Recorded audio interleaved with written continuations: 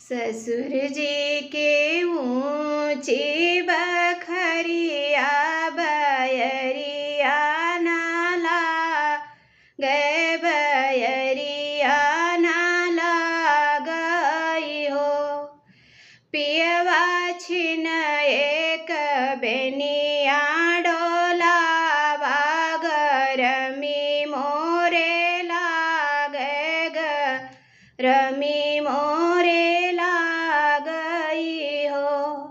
पियवा छिन एक बेनिया डोलावा गरमी मोरे लागे गरमी मोरे लागई हो।